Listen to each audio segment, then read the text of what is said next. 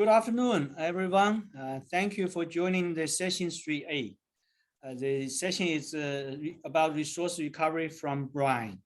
I'm going to take this opportunity to introduce our prestigious guest, Amir Razmojul. I don't know if I speak correct. If not, correct yeah, that's me, correct. Yeah, thank you. I know Amir for some time, for some years, and we talk about the simulation. I read your papers on simulation, lithium transport, separation of this. So actually this talk has been in my mind. I'd like to listen to your philosophy, how to separate the lithiums. I have been working on lithium for many years using extraction. So it is based on equilibrium separation mechanism, but you are working on something far from equilibrium. So let's join us to hear the exciting research topic, research results from Amir. Amir, it's yours floor, please. Thank you very much. I have some pre-recordings, so the recording is going to be played soon. Then I'll after that take the Q&A for any questions. Yes, please. Thanks.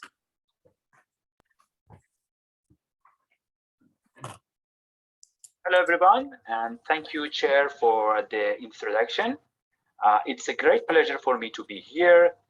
My talk today is about direct lithium extraction technologies for zero carbon lithium recovery with the focus on emerging membrane-based DLE technologies. As you can see here, the Tesla share price has been increased substantially as the global demand for EV electric cars soared a lot. So, and this is not only Tesla, other mega car manufacturers also move towards EVs. So this has created a huge demand for lithium, which resulted in a sharp increase in its price. At the moment, there are two main limitations for lithium supply, and the vast majority of world's lithium is found in lower grade resources and is not economical and viable to extract. This point, which is called mineralogical barrier, represents grades of lithium which could be economically extracted. I should say that DLE technologies will have the potential to shift this mineralogical barrier to left and provides an opportunity to extract lithium from lower grade resources. The second limitation is that current mining technologies are very carbon intensive. As you can see here, the extraction of lithium hydroxide from brine can produce at least 5 tons of CO2 per 1 ton of lithium hydroxide. And that value increases to around 15 tons of CO2 per 1 ton of lithium hydroxide. We need a technology to change this, and DLE can do that. So this is a typical flow sheet of producing lithium carbonate from brine, and DLE can be replaced by many separation and purification stages in the production line. So what is DLE? Basically, DLE technology refers to any physical or chemical process that can selectively target and separate lithium ions from impurities. Technically, we have two types of DLE, DLE rich feed and DLE lean feed.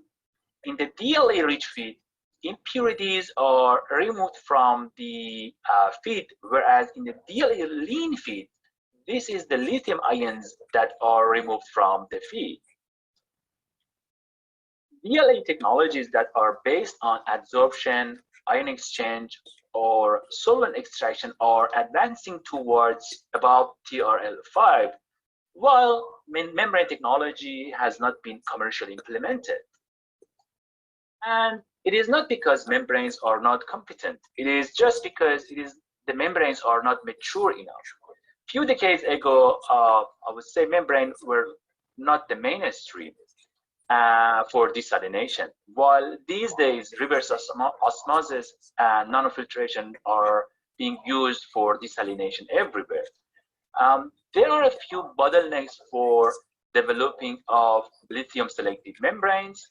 For example, the need for high selective lithium membrane, trade-off between lithium selectivity and permeability, membrane chemical, thermal, mechanical, and long-term stability, scalability, and also, of course, cost. Based on our study and Roskill report, the lithium selective membranes can be used in different places within the lithium-ion battery supply chain with a total market of above $21 billion. So having the introduction on DLE, let's get down to business of making lithium-ion selective membranes.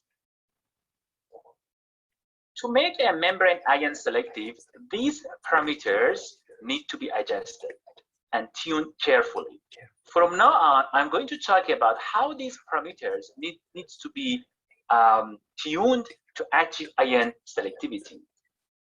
The first parameter is nanochannel size. As you can see here, when the nanochannel size is 0.6 nanometer, the membrane showed lithium selectivity, while when the size increased to 1 nanometer, the membrane lost its lithium ion selectivity. And the possible reason is related to the ionic hydration diameter of ions.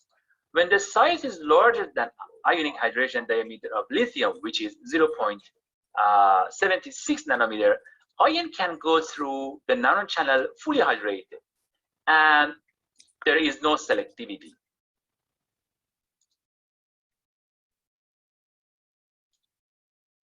Whereas when we reduce the size of the nanochannel below 0.76 nanometer, the ions begin to experience partial dehydration, which gives the membrane ionic selectivity.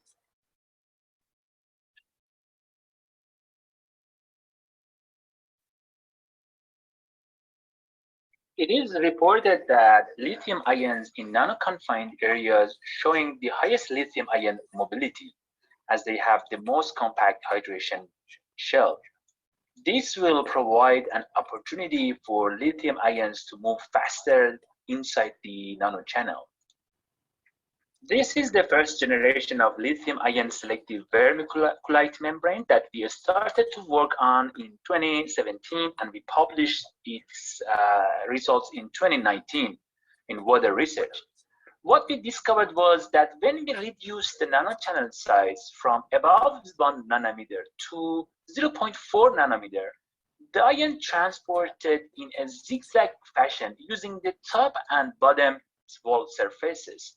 And we found that this is due to a spontaneous symmetry of breakage of charge.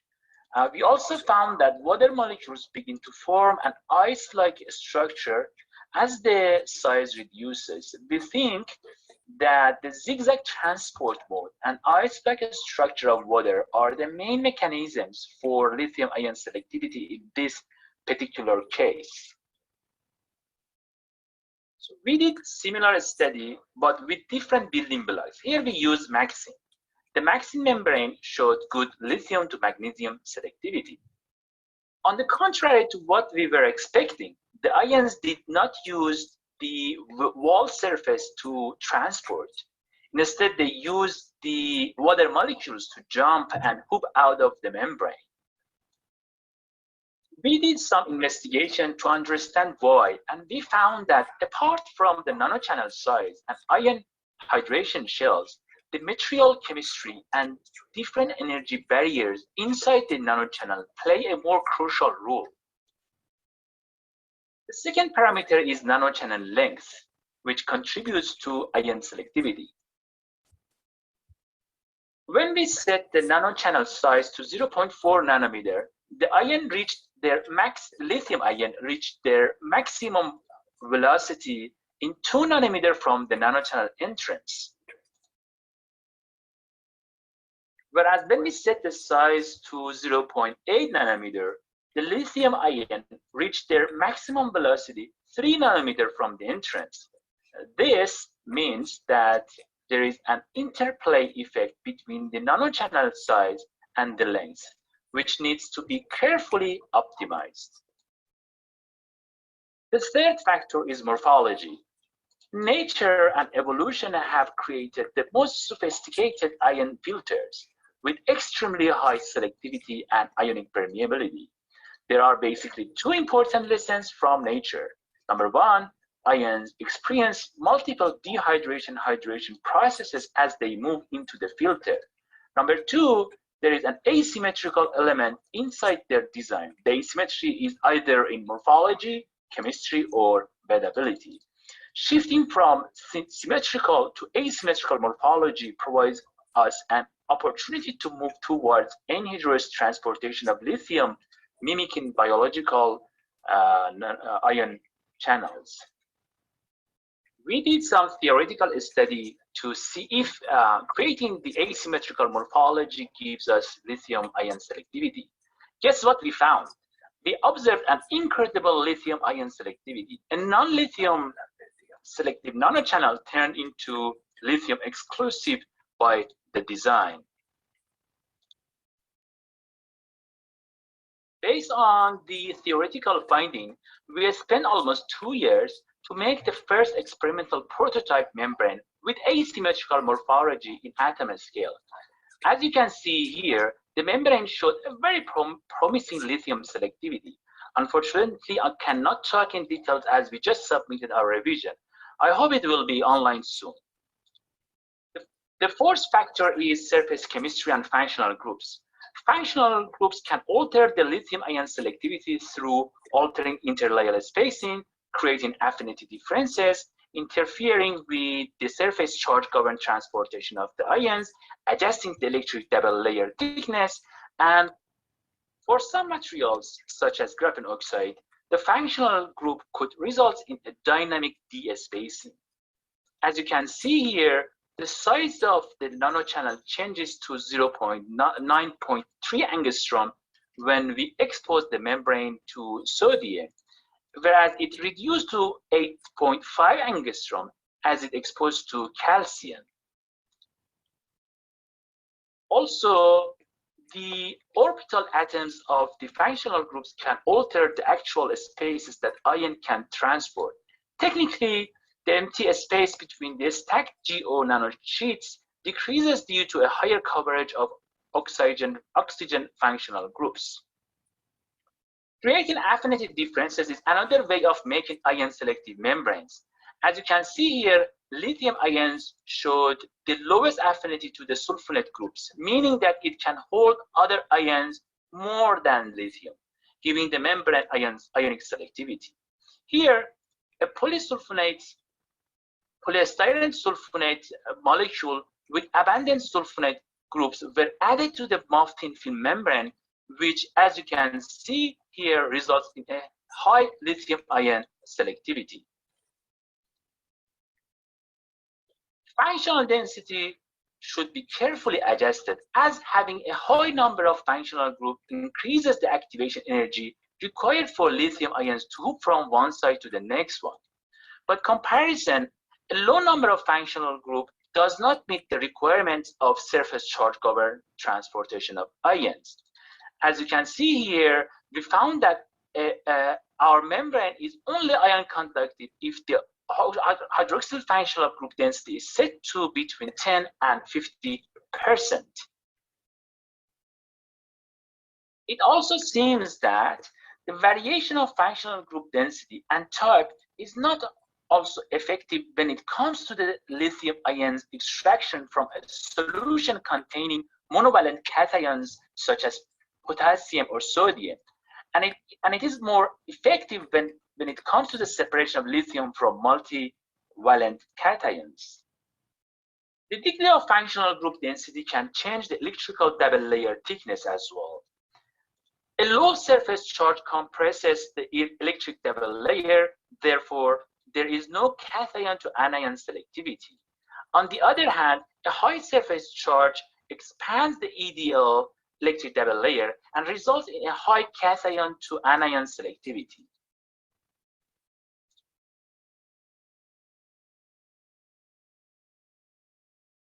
Gas molecules can also alter lithium-ion selectivity via altering interlayer spacing, creating ion trapping conditions, and altering passable cavities.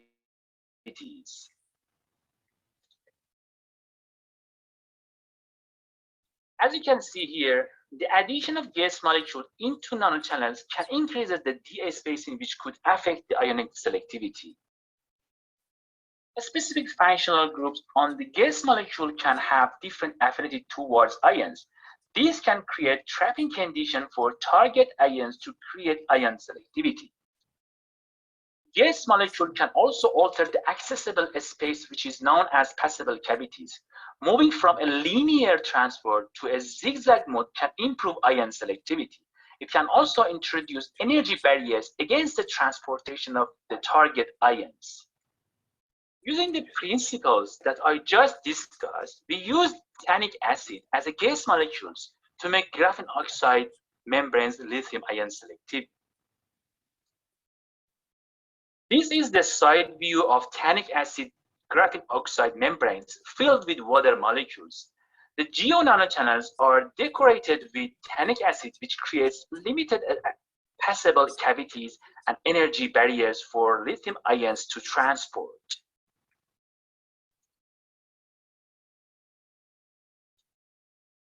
Also, the tannic acid molecules has specific features similar to the lithium ion ionophores and cron ether. As you can see here, the trapping energy of lithium is lower than that of magnesium and calcium, but higher than that of sodium and potassium. In another interesting work, we use tannic acid as an intermediate layer to promote the nucleation and growth of lithium selective MOF membranes. This is a unique work as we developed a way to create MOF thin film membrane on a flexible polymeric substrate, which makes our technology scalable. We use similar principles to develop a lithium ion sensor using lithium selective membranes. The sensor showed a very good performance. Up to here, all of the membranes that we developed were the first or second generation. Here is our recent third generation membrane, which showed an astonishing lithium ion selectivity. We managed to find a way to fuse two different nanochannels to make an asymmetric pore with altered energy walls. This is the selectivity of the membranes before molecular fusion, and that is the selectivity after the nanochannel fusions. In the next step, we added a specific ion trapper right next to the mouth of the pore, which boosted our lithium ion selectivity. And I hope this work will be online soon. Let's go quickly through the environmental conditions. The first one is ionic strength of the feed. As you can see here, increasing the lithium concentration in the feed can open up the electric double layer, resulting in the loss of selectivity. pH plays a very important role in ion selectivity. Increasing the pH could deprotonate the membrane surface, increase the charge density, and thus causing electric double layer overlapping with higher ionic selectivity. Driving force is another important factor.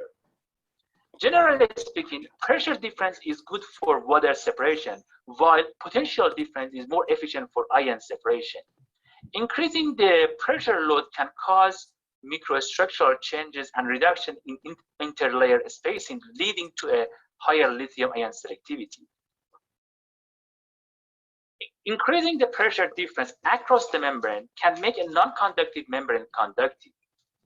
As you can see here, 1 megapascal is not enough to overcome the energy entrance barrier and dehydration energy for ions to enter the nanochannels with size smaller than 7 angstrom. However, when the pressure rose to 10 megapascal, the membrane became ion conductive. Of course, the compromise would be energy consumption rate. Interestingly, when we switched the driving force from pressure to potential difference, the same membrane showed ion conductivity for nanochannel size smaller than 7 angstrom, even at low potential density. We also found that for geo membrane, increasing the electric driving force could not significantly enhance lithium ion selectivity. However, when we changed the materials, the membrane showed higher lithium selectivity after increasing the applied potential. That means the material matters a lot. In a nutshell, in order to make a lithium selective membrane, the first thing is selecting a right material and then tuning the morphology and surface chemistry of the nanochannels. Finally, driving force and environmental conditions need to be adjusted carefully to get a stable lithium selective membrane. I would like to acknowledge all of our mentors, collaborators, postdocs, PhD students, and ARC for funding this research, University of Technology Sydney, and other organizations and institutes who are helping us to drive this topical area of research forward. Thank you for your attention. Thank you, Amir. It was a really nice talk, very inspiring. Thank you. A lot of information. We should wait for the questions. But I guess when people are typing, it's always very slow. So I will take my opportunity right now. Sure, yeah. Yeah, and it's very interesting actually. But I have a few comments or questions. First, you are always talking about EDL, electric repulsion or attraction. But for lithium extraction from brine, some of the cases, for example, like salt lake brine or seawater, the salinity of the feed is extremely high. So when the salinity is high, I would extrapolate that the electric interaction will be largely muted, or the interaction will be, the importance of this interaction will be not so significant like other interaction. Could you please comment on this? Yep, that's a very good question. Currently, one of the main issues that doesn't allow the membranes to become mainstream as a DLE technology for extraction of lithium commercially is exactly the same. One of the issues that you just mentioned. It's because membranes, lithium selective membranes for that type of salinity need water pretreatment, and water pretreatment is necessary to avoid that. One of the issues I just mentioned, because the salinity is high, and in particular when you're working with the nanochannels, and this, as I mentioned, when the ionic strength of it is high, so that causes the distortion in the selectivity of the membrane. So we need to do some pretreatment to hold the selectivity of lithium. This is one thing. The other thing is currently there are some ideas of making a DLE process, instead of having the membrane as the main core of the DLE to extract lithium. So they currently consider lithium as a post-treatment for the polishing, because creating the battery grade lithium is very important. So there are lots of technologies that can produce lithium, let's say to 95% of purity, but from 95% up to 99% or 98%, which is the battery grade lithium, is something that makes the companies very competitive, and the value add is there. So membranes can be currently used as a post-treatment with the current technologies, unless we come up with a very nice pre-treatment that helps the membrane to keep going without the disruption of these sort of ionic strength issues. Yeah, thank you. Actually, I have more questions, but Michael had sent a message here. He asked, do you have some ideas on the effect of temperature on relative diffusing behavior of ions and the materials?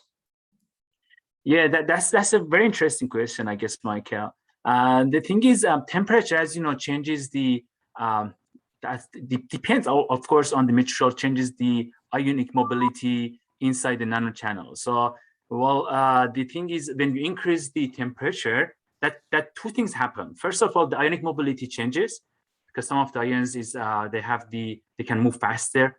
The other thing is that creates a sort of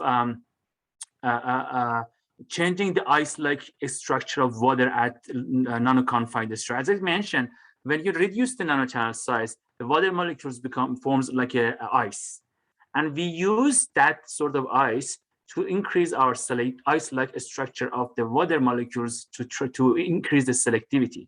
So when you increase the temperature, that creates a sort of distortion on the ice-like structure. On the other hand, that provides an opportunity to not losing your permeability, because we have a compromise. There is a compromise between the selectivity and permeability. Increasing the temperature helps you to have the permeability, but the compromise would be selectivity.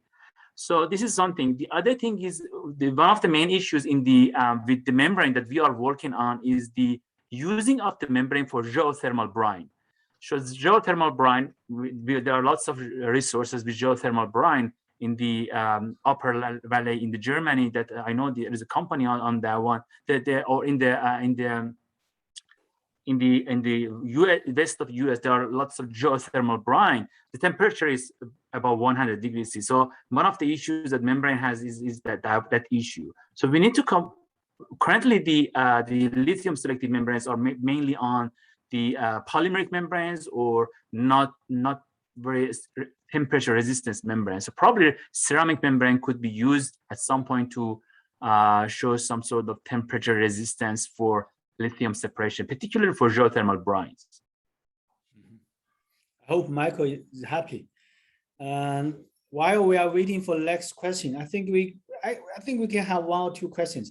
I will propose one. You talk about the lithium sodium separation. Are there any specific applications of this separation task? Sorry, if I get your question, so could you please repeat? Where do you use it? Where do you have this need to separate lithium from sodium? Oh, basically the main issues is the separation of lithium from monovalent, chemically similar ions. So let's say, because there are currently some technologies that you can simply separate lithium from magnesium, for example.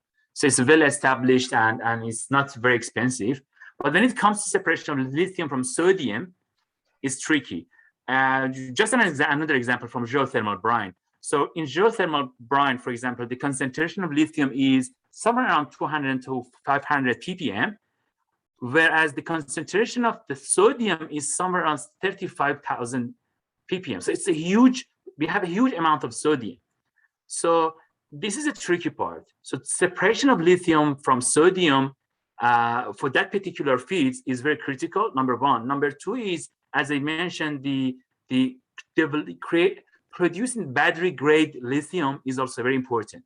So when you are reducing the purity, when it comes to increasing the purity, that's the sodium and potassium that probably is the main bad guy here. So we need to get that because they are very similar to lithium. So removing that one is also very important. The last point, the number three, is as I mentioned, creating the lithium battery grade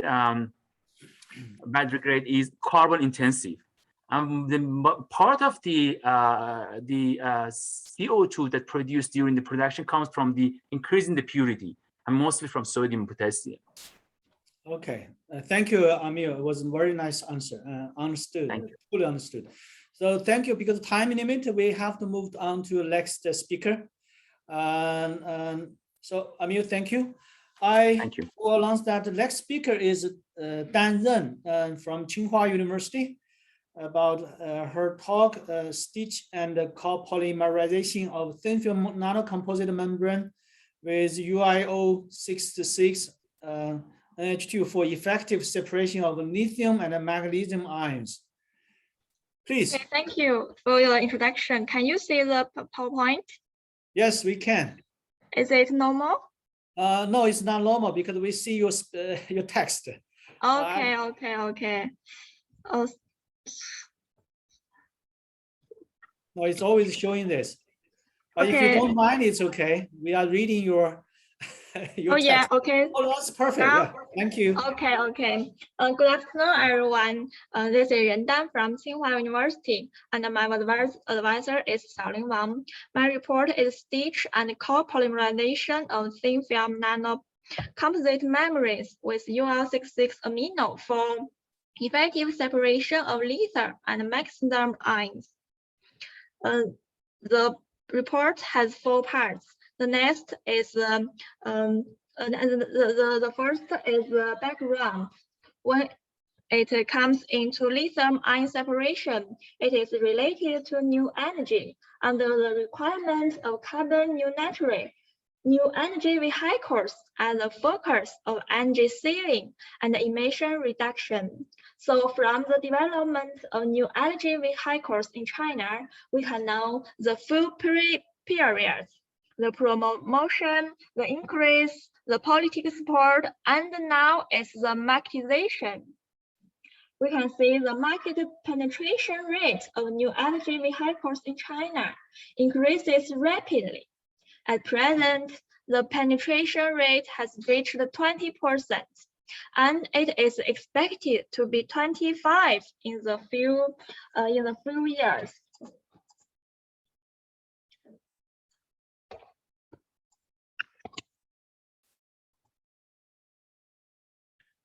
Now we can see the power batteries are generally divided according to the cathode material system, which can be divided into LCO, LMO, LFP, NCM, and so on. Other technical roles. All those species are dependent on lithium. There are many excellent battery companies, Tesla and BYD and CATL.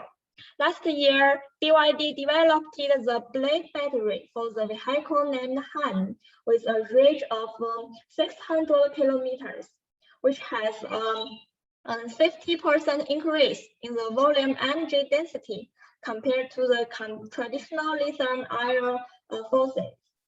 It reduces the manufacturing process of the battery pack, saves the cost of materials,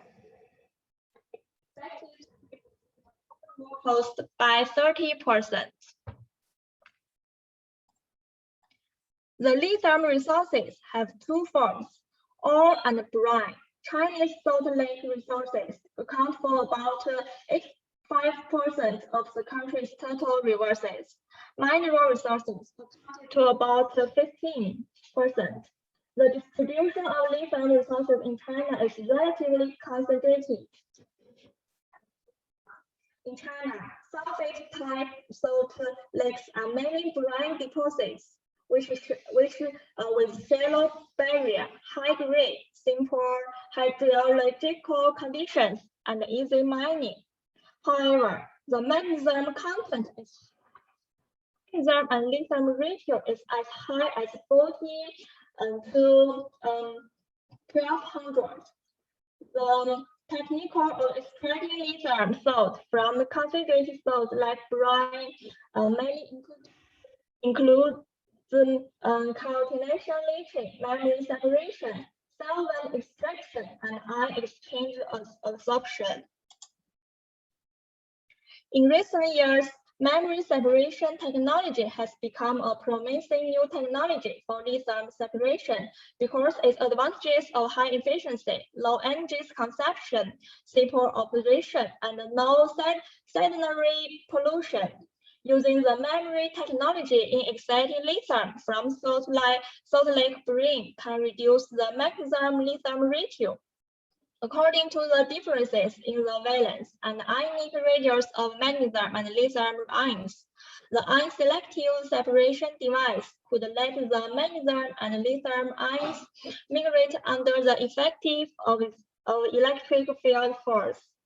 At present, the methods of lithium extraction by memory include memory absorption, memory solvent extraction, and memory electrolysis.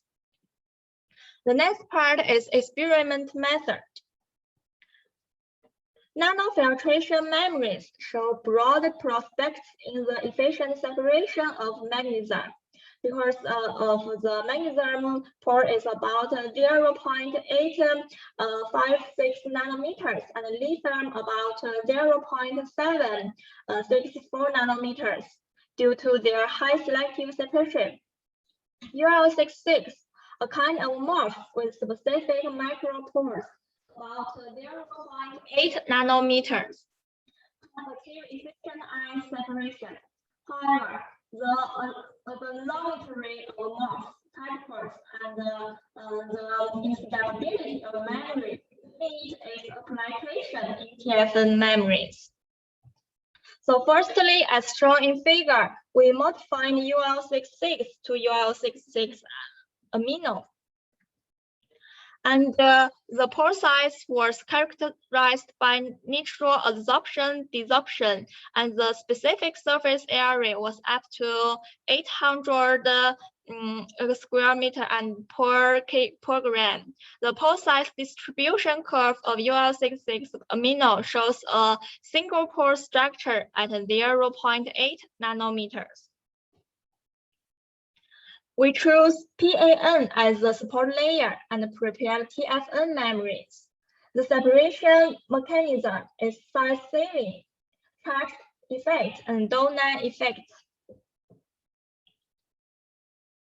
Next, we design the following experimental scheme.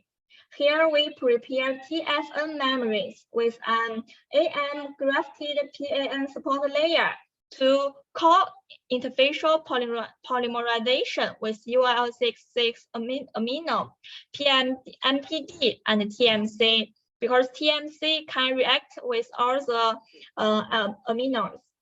The link of separative layer and support layer and morphs are created like a zipper, stitching to enhance the stability.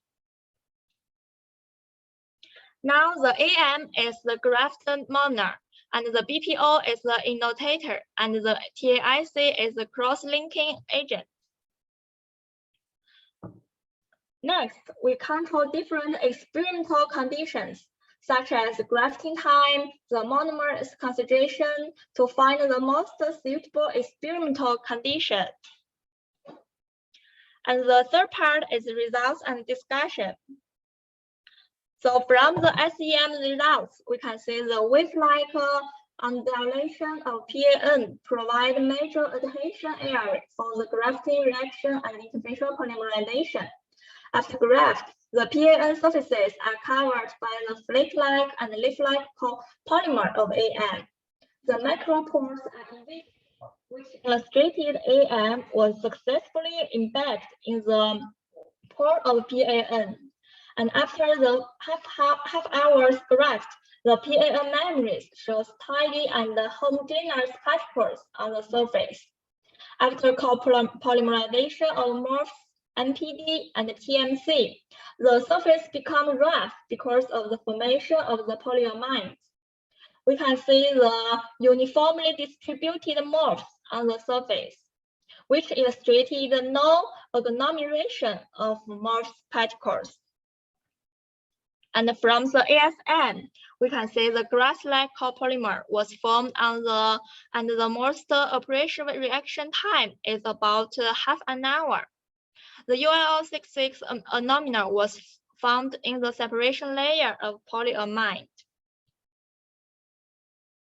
And from the FTIR, we can see after the grafting reaction of AM and PAN, the absorption band appear at 1060 on 2000, assigned to the carbonyl stretching vibration of AM copolymer, which illustrated that AM was successfully grafted on the PAN support layer. And the content of oxygen element increased from 15 to 16 after the long graft time, and the because the copolymerization of PAN with a grafted layer and TMC occurs during interfacial polymerization of MPD and TMC.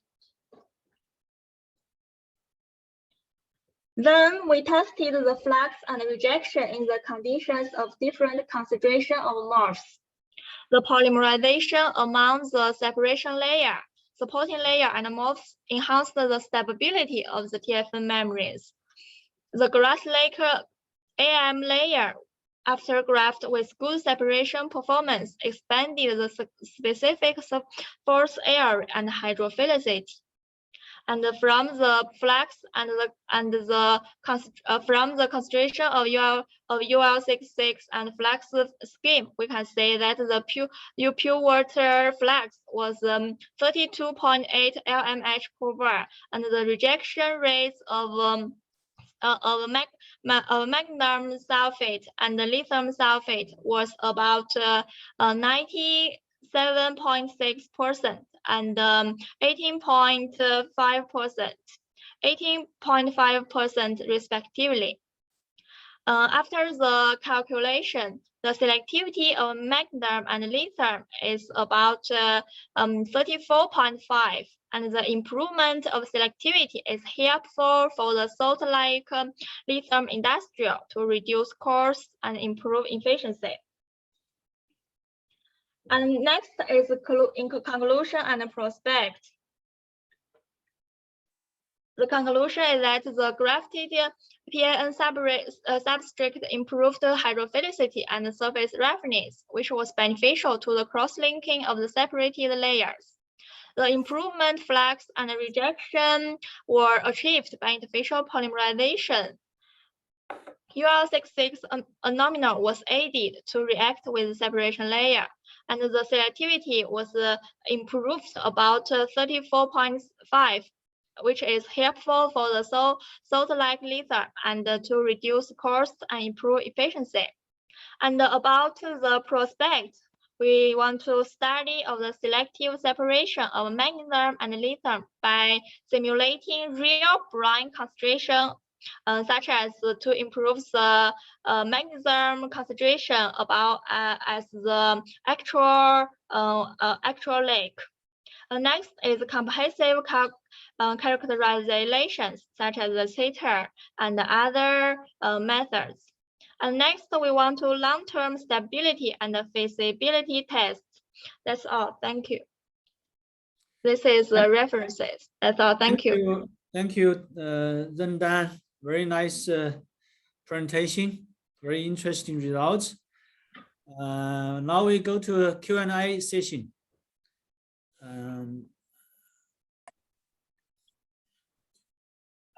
If there is a question, I have a question. Go ahead, Amir.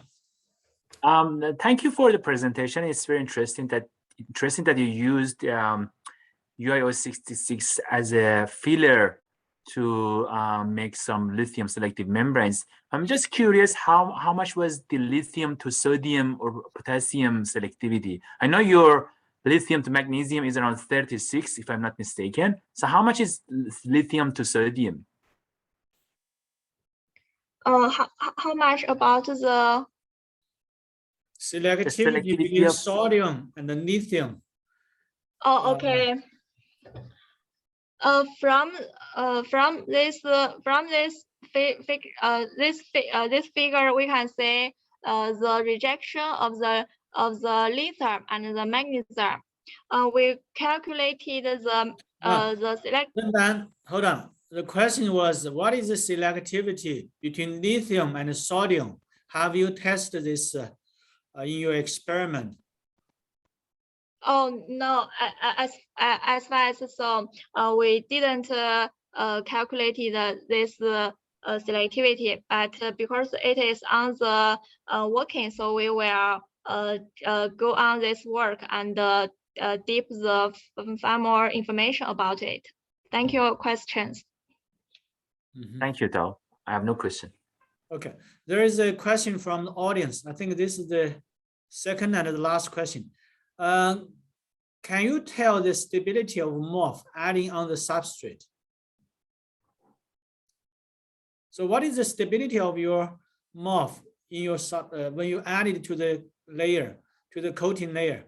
What is stability of the from the SEM results, we can say that after the co-interfacial polymerization of UL66 amino and the graft layer, we can say the UL66 amino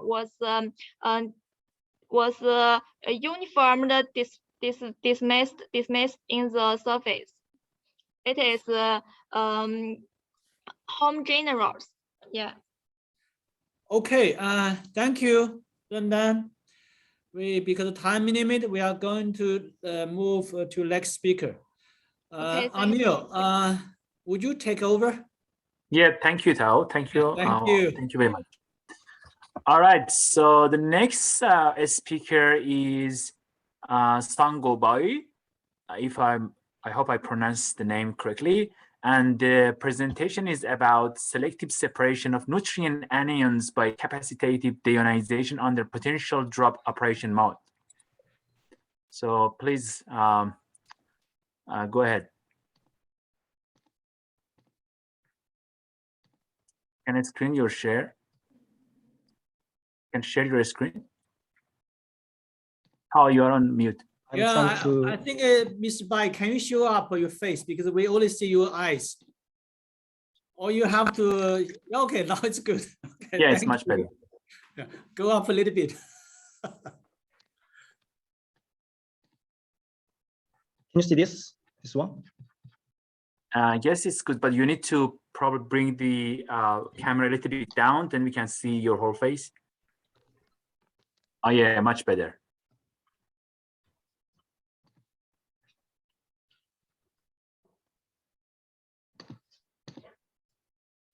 Can you see this PPT presentation? Yes. Yep. Thank you. Thank you for your introduction. Hi, I'm Song-Bae from Posttech in Korea. I'm glad to announce my research to membrane desalination conference members. I have studied about selective separation of nutrient anions by capacitive deionization under potential drop operation mode. The background knowledge will be explained at introduction, and then the contents on 3 them will be followed like this. The earth, which was clean at the past, suffered from pollutant after the Industrial Revolution. The oil-based society has caused many environmental issues, especially the climate crisis and diverse wastewater has occurred a shortage of drinking water. Therefore, reuse of wastewater would be essential solution. Wastewater from household, industry, and livestock can be purified through the wastewater treatment plants.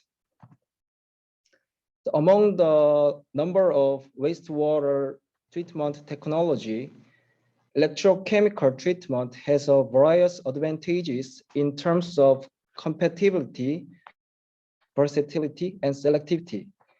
Electrochemical water treatment would be divided into 2 types by target materials or reaction. First, the organics are oxidized by diverse oxidants or electrodes. Second, charged ions are absorbed by charged electrode without electron transfer. It's called desalination or deionization, and I focus on the desalination process. There are several desalination processes that are electrochemical methods such as distillation, reverse osmosis, and precipitation. However, those techniques require the high energy consumption, high cost, and membrane fouling and scaling problems. However, CDI, capacitive deionization, is able to achieve low energy consumption, low cost, and non-chemical additive system. CDI is electric assisted ion separation technology in the dissolved ionic species solution. Charged ions are attracted to counter-charged electrode. Absorbed ions form the electrical double layer in micropores. So the carbon materials are suitable for the CDI electrode, which has the high surface area. CDI need two steps. First, charging step to absorb the ions in water by applying the external potential or current. We are able to get a desalinated water. Second, discharging step to dissolve the ions from saturated electrode. Diverse ions exist in concentrated effluent, which can be recovered and regenerated to resource. So significant nutrients flow into river or ocean from agriculture and livestock wastewater. Nutrients include the large amount of nitrate and phosphate, which occur the nitrification, red algae and green algae. So I tried to get a high selective separation performance for nitrate and phosphate using CDI system. Because nutrient anions can be removed at charging step and concentrated at discharging step using CDI system. These anions can be reborn to fertilizer through some processing. So I just changed the operating method to control the selectivity because the potential changing is easy to apply to exist process. Operating method number 1, 2, and 3 applied constant potential to electrode. Applied method number 4 and 5 dropped the potential until 0.9 voltage in the middle of charging step. As a result,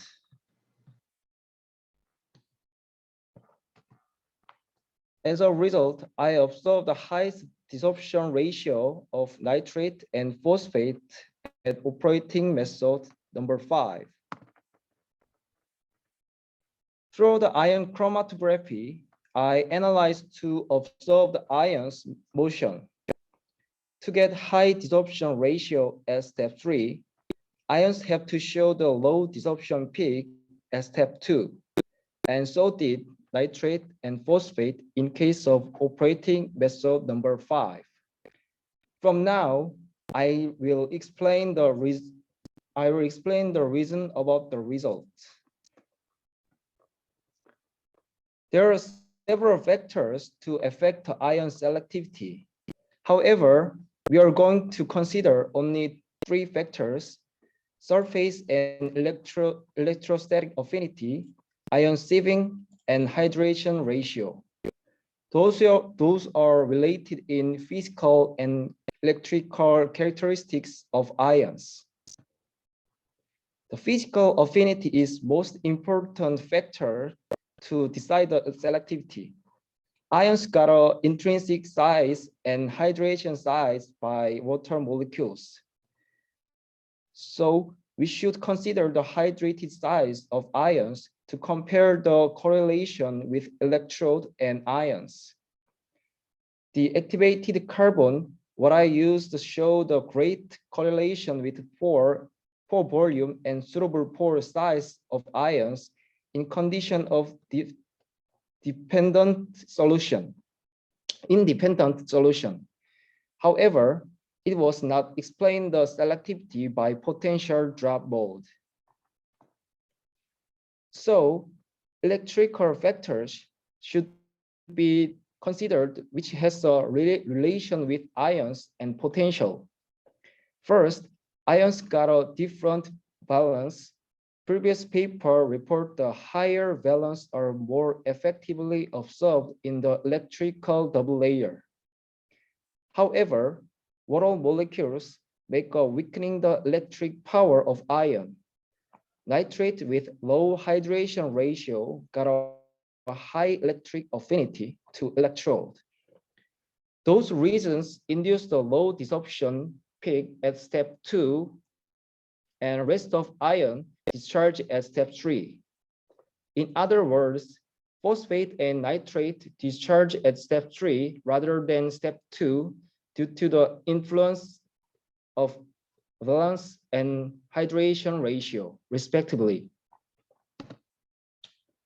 Furthermore, CDI with ion exchange membrane, which is called MCDI, showed a different result.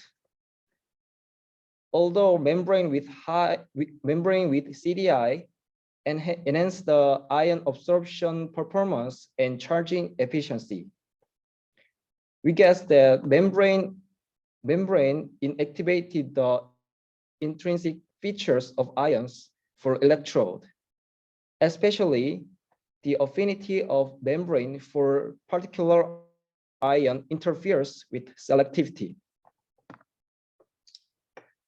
I figured out that potential drop mode handle the electric vectors of ions, but ion exchange membrane interfere with the ion selectivity.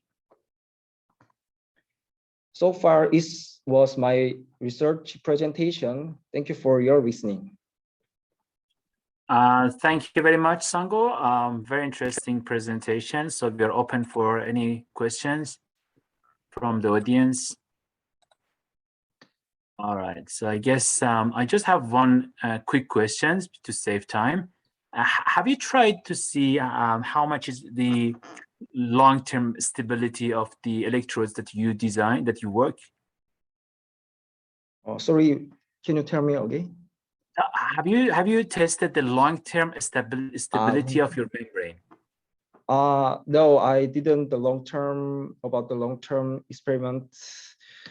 However, the electrode quite many cycles, maybe 1,000 cycles because the potential range is relatively low, 1.2 voltage. So it's a long-term experiment, always same result.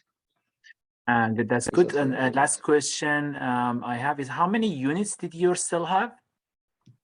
Just a single cell. Single cell, okay. Yeah. Great. Very nice job, very interesting, and that's great. Thank you. All right, so I guess there isn't any question in the chat box and Q&A. So let's move to the last presenter. Could you, Sango, stop sharing?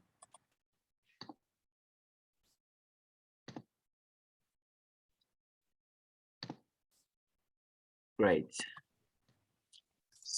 All right, so the last presenter today is Edith Schaefer from Razi Epstein Technical Israel.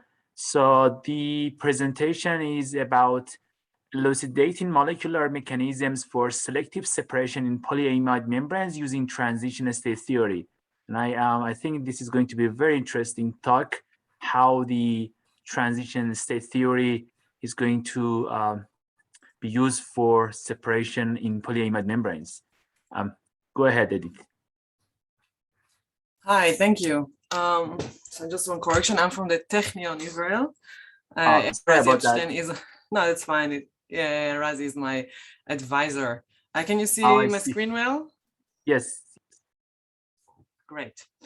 Okay, so yes, thank you for the kind presentation. And I'm going to talk about elucidating molecular mechanisms for selective separation in polyamide membranes using transition state theory. And I will be focusing on the intriguing mechanism of dehydration. So, well, we all know, of course, that with climate change and growing scarcity of water sources, we must increase the efficiency of water purification and desalination processes and make them more sustainable. And of course, today's membranes can very successfully separate solids from water, but there's still room for improvement. And by that, I mean that we can improve the selectivity between the solids, not only between solids and water, but enhance selectivity between different solids so we can improve the overall process and make it more sustainable. And what I mean by that is if we can better separate specific pollutants, then we can effectively treat it. or we can recover essential minerals, as we've heard about lithium and others. And of course, save on remineralization expenses and overall expenses. Well, but in order to do all that, we first need a fundamental understanding of the transport mechanisms that govern these polymeric membranes, selectivity. And this is exactly what my talk will be focusing on today. So I'll be focusing on the well-known polyamide membranes, widely used for desalination, water purification, sub 1 nanometer pores. And of course, as we know, the hydrostatic pressure is the driving force for this kind of separation processes. We mainly deal with nanofiltration and reverse osmosis membranes. And as you can see in the figure here, we have observed rejection in multiple research works. And you can see on the left here, the nanofiltration, the NF270, which is a bit more looser membrane than the NF90 and the denser RO.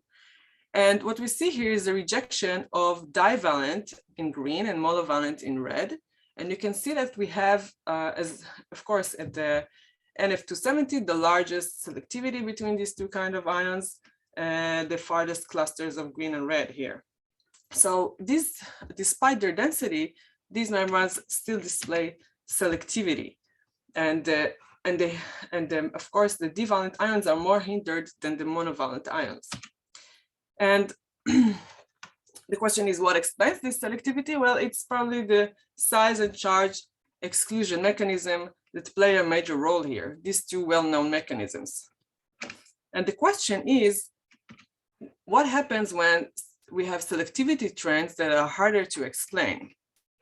And in this case, for example, here, we can see the rejection of different anions as a function of pH. And you can see that chloride is better rejected than bromide and nitrate. But in this case, we're talking about alkene ions. Of course, they have the same charge and similar hydrated size. So there's something here beyond charge and size and exclusion that explains this selectivity. And when we go to our well-known models for membrane transport, such as the well-established solution diffusion model, then it's hard to really approach this kind of selectivity. As we all know, according to this model, we describe the transport of species through the membrane based on differences between their partition and migration in the membrane or chemical potential gradients. So the water moves as a result of pressure gradient, and the flux equals the permeability, which denoted as A, and the pressure difference. And for solids, we're talking about a result of concentration gradient multiplied by B, which is the permeability of the salt. So if you want to differentiate water and salt, we have the A and B permeabilities.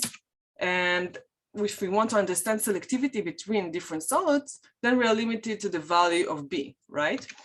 But the question is, what affects the value of B? And this is exactly what we want to understand. So first, we want to understand what BE consists of. So we can refer it as that A and B is both actually are a product of the intrinsic permeability, which is the product of partition coefficient K and the diffusion coefficient.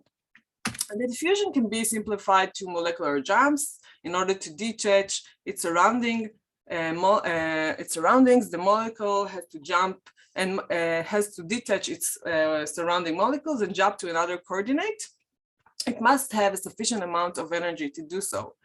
So, and the same goes for the partition coefficient, as it's actually the ratio between diffusion in and out onto of a medium. So both can be described by this equation here, which is called the Arrhenius equation, with a pre-exponential factor and an activation energy. And in membrane, we can look at it as we have partition into the membrane, jumping inside the membrane, diffusion inside the membrane, and then partitioning out of it. So overall, the transport through the membrane is actually reduced to one single energy term here and a pre-exponential term here. And it can be described eventually using a single energy chain. And when we go back to describe selectivity, then we can say that the selectivity between two different solids can be described by the difference in their energy barrier. So the blue solid here will have better selectivity than the red one. And as it was mentioned previously, one of the most inspiring examples in the natural world is the potassium channel. This amazing channel actually has the selectivity of only one sodium ion that permeates over 10,000 of more or less potassium ions. And the question is, how is it possible? Well, there are two main mechanisms that enable that. The first is the entry to the channel is too narrow for a hydrated ion. So the ions must detach their surrounding water molecules so that they are exposed. And this is what is called dehydration. And it requires quite a lot of energy since thermodynamically the ion is more stable with its hydration shell. And secondly, we have the binding site inside the channel that fits perfectly to the properties of the bare potassium ion, so that eventually the potassium ion requires less energy than that of sodium. And this is how this amazing selectivity is enabled. The question is, can we have similar mechanisms in polyamide membranes that increase selectivity towards specific ions? And this is exactly what we wanted to look at. And for that, we used the transition state theory. So if until now we have described permeability of water and solids, as I showed few slides before, with the Arrhenius equation, to further investigate the parameters of Arrhenius, so Ehring and co-workers have developed the transition state theory that you can see here. And it actually relates the pre-exponential factor and the activation energy to entropy and enthalpy terms. And what does it mean? So if you look at the activation energy, it is related to the enthalpy. And simplifying the idea is that, for example, if you want to look at the enthalpic selectivity, so we can talk about interactions. So this, for example, green charged molecule has higher energy or higher selectivity, higher enthalpic barrier, because it has charge and it is repulsed by the charge per mouth, whereas the neutral molecule is better transported. So we have, so enthalpic selectivity is actually about how the interaction of the molecule with its surrounding or intermolecular bonds even. And connecting the pre-exponential factor to the entropy. So we are, in this case, entropy relates to the freedom of motion of the molecule or its accessible microstates, if you want. And for example, the steric mechanism here is very significant. So the smaller neutral molecule here will have higher freedom of motion in the pore compared to the larger one. So this is the idea of entropic selectivity. And with this understanding, we can relate to the dehydration mechanisms and other mechanisms and better understand what comprise our A and B permeabilities from the solution diffusion model. So what we did, well, we used nanofiltration membranes of NF90 and NF270 to compare two kinds of pore size. We used water monoatomic, monovalent, and divalent cations and anions. So of course, as we know, baryonic size increases downwards here in the periodic table, and the hydrated radius and the hydration enthalpy increases the other way around. And we measured, of course, permeability, different pHs, and applied the transition state theory, and measured the permeability in increased temperatures, and calculated the Arrhenius parameters from the linearized form of the permeability as a function of different temperatures. Okay, So let's move on for some of the interesting results. So the basic water salt selectivity and desalination, of course, this is our first experiment. And we saw that the intrinsic permeability, of course, for water in blue here is much larger than that for sodium chloride in red. And when we wanted to understand what can the transition state theory tell us about it, so we applied and we the transition state theory, and we actually see that the energy barrier here in 3 types of pH values, and you can see that the red sodium has a higher energy barrier compared to water. So this is denoted as enthalpic selectivity. And as opposed to water, the charged salt ion needs to dehydrate or overcome electrostatic interactions to enter and migrate through the pore, whereas the small water molecule moves freely inside the pore. Next, we investigated the monovalent ion selectivity. And we got some really interesting results for the NF270 when we saw that this was the selectivity trend. Cesium was better rejected than potassium, sodium, and lithium. So lithium actually had the highest permeability, where in solution, for example, it is has the lowest mobility, or when we compare it to the anions, the trend is the opposite. And of course, we see increased permeability at pH 4.5, where there's lack of charge exclusion effects due to the neutral membrane charge. And when we looked at the transition state theory parameters to examine that, then we saw that, for example, the energy barrier at pH 3.5 for lithium was the highest. So this was a bit counterintuitive result because, hey, lithium actually is better transported than the other. And further looking at the pre-exponential factor, which is entropy related, we saw that actually lithium has the highest pre-exponential factor, which means that it has more accessible microstate or more freedom of motion. And that actually led us to the conclusion that what can happen here is that the lithium has to dehydrate in order to enter the pore. And what actually controls here the entropic selectivity is not the hydrated sites, but the dehydrated, or to some extent, dehydration of the ions when they enter the pore. And so dehydration plays an important role here. And when we looked at the effect of pore size comparing NF90 to NF270, and I remind you that NF90 is the denser membrane compared to NF270, we again saw a shift in the trend, or a reverse trend. So now— Sorry, I disrupted, so you have only 2 minutes tops. Yeah, this is like the last today. And we have received the opposite trend, as I said, where lithium had the largest rejection, whereas in NF270, it had the highest permeability. And the narrow voids, so what we think is that the narrow voids in the NF90 do not enable dehydration. And the selectivity trend is correlated actually with SOX, or hydrated radius. And applying TST also made us understand better this selectivity trend, that as we see here, we probably in the NF90, due to its denser nature, have no dehydration. It's not feasible.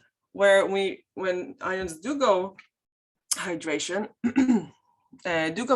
then we see that lithium has the highest pre-exponential factor, or more freedom of motion. This is how. So the selectivity here is entropy based, but for different type of ions, hydrated and dehydrated, dehydrated and hydrated, sorry. And so for conclusion, we can say that transition state theory really sheds light on the transport of water and solutes in dense membranes. And the dehydration plays an important role in selectivity trends between alkene ions. And of course, in very confined pore, dehydration is not feasible. And we and the hydrated size dictates selectivity. So the steric effect dominates the transport there. That's it. Thank you very much for listening. Thank you, Edith. Very, very interesting presentation. Let's see if you have any question from the audience. I can't see any questions. So just a very quick question. Have you considered the interaction of ions with the surface walls of the pores in the model? Well, we didn't actually model anything, but we did. If you mean the concentration polarization or just interaction with the surface, affinity, for example, or affinity. No, well, when the transition state theory, we can't really separate surface interaction and intrapore. In the work that we did here, we can't really separate the interactions inside a pore and at the surface. We can there is another work that, for example, separated the partition and the diffusion by applying an electrical field with electrodes, and then you can see the movement. But we didn't do it in this work here. Thank you very much. Tal, I guess we finished. Over to you to terminate the session. Yeah, I think if we don't have any questions, we should close this session. We'll move on to the next one. Yeah, was the question next? Yeah. The next session will start at 2:30 for the audience. 2:30. So I will see you there. Bye bye. Thank you. Thank you very much. Thank you. See you later. Yeah, I will end the session now.